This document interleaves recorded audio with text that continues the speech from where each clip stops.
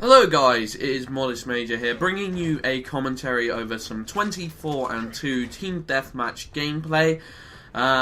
It is a fairly beast gameplay, to be honest. I'm pretty goddamn happy with it. It's one of my best games on Gears of War Judgement, if not my best.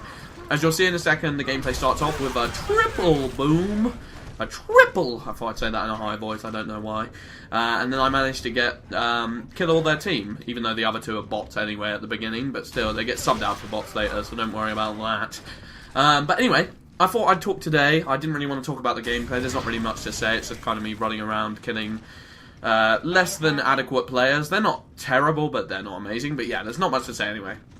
What I really wanted to talk about is criticisms against Judgement. Is Judgement a good game? Is people's criticisms of it well-founded? Now, a lot of people have been saying, it was interesting, I was kind of trying to hide myself away, kind of trying to not look at the criticisms, not look at the opinions of popular people, you know, stuff like that. I've been trying to purposely look away, so I could get a first impression of the game myself, you know, get enough hands-on time with it. And I've now re-upped and I've played enough to know kind of the ins and outs of the games, how the maps work, how the game flows, as it were.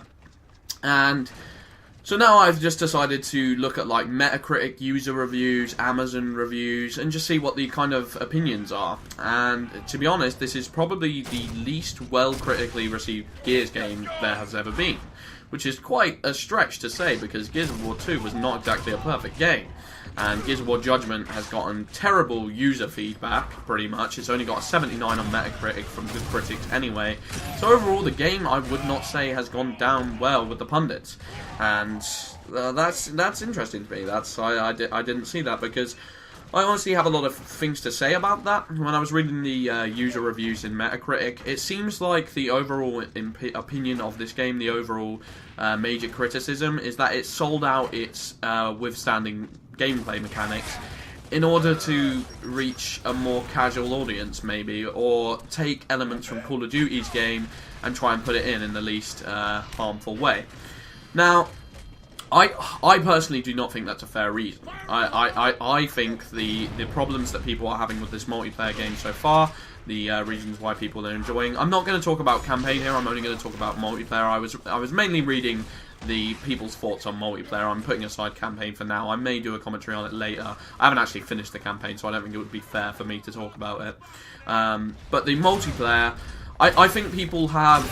I think people don't like the change in the style of game and are putting it down to them having problems with COD gimmicks and stuff like that. And the major changes there are that could be perceived as COD gimmicks, I guess, are starting grenades, which is from Call of Duty. It's kind of sticky grenades, to be honest. They work like plasma grenades. They have a very small splash damage, but stick if you hit people. So that was kind of made in Halo first, but Call of Duty was the first to make it a primary grenade with the Semtexes in Modern Warfare 2. The other ones are instant respawns, I suppose, and I'm trying to think of the other one. Like kind of loadouts, but in Call of Duty you customize your own class and stuff like that.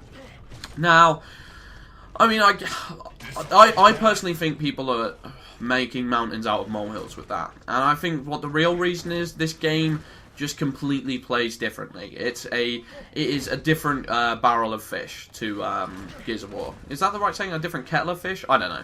It's just a different experience, and what that means is Gears of War 3 was all about team mechanics, working well as a team, finding a power position on the map, getting a power weapon control, and seizing it and keeping it, and using cover fire, using stopping power in order to be able to get people away and stop people from getting to your power position. And that was all good. Like I've said, that's good for smart tactical players. This game kind of does something different in that I would say there are multiple power weapon spots. For example, on Gondola there's Torque Bow, there's Bushka, there's way more. Breach Shot, Long Shot, Scorcher, Boom Shield. There is a lot of stuff going on, and and they are spread out over a very long stretch of map. You know, the maps are fairly big and they are scattered around the map. And it's basically encouraging movement. It's basically saying, you know, you are not going to be able to get away with getting a power position, getting a power weapon, and controlling that power weapon placement. That's not going to work anymore.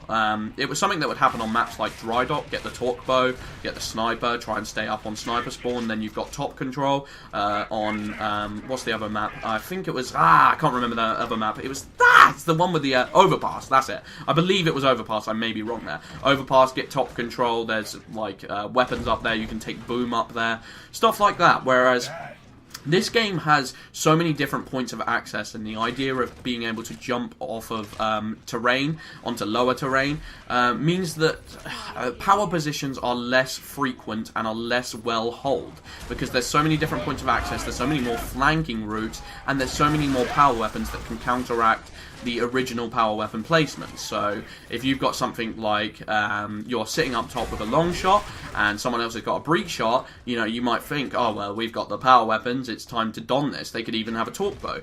But then someone at the very bottom of the map could go, oh, I've just spawned and there's a bushka there. It's time to take the bushka and bring it up to the top. And a lot of people might say that this is almost like a casual element to gameplay, like saying it almost randomizes it. Anyone can get their hands on a power weapon. Which I understand that point of view, but at the same time, I don't think it's true. I think what it encourages players to do and encourages teams to do, it's a different kind of teamwork. What this kind of teamwork is making sure everyone is controlling specific parts of the map and making sure everyone has their bases covered in some way or another. Making sure that if someone gets a bushka, shit won't get out of hand and they won't start destroying everyone. If someone gets a long shot, people have their eyes fixated on the thing, and I think it really encourages the idea of learning maps, learning map strategies, learning the ins and outs of the map, and learning the best flank routes. The amount of flank routes you will find on a map like Street or a map like Library is absolutely insane, and I think they've done an amazing job. I can't think of a game where the maps flow as well as this.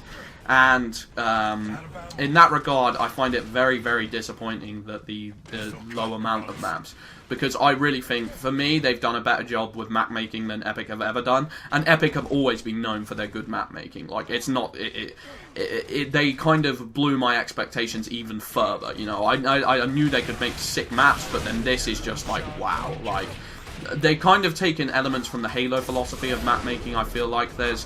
But really expanded on it, made it bigger, made it more epic scale, and I still think it retains its balance. You know, the primary weapon loadouts from Call of Duty, people can complain about them, but in my honest opinion, I think they're fairly well balanced for the most part. I think the retro could use maybe a little bit of toning as usual, but apart from that, I think this is a great game, and I think people need to readjust their opinions. Thank you very much for watching. I've been Modest Major. Peace.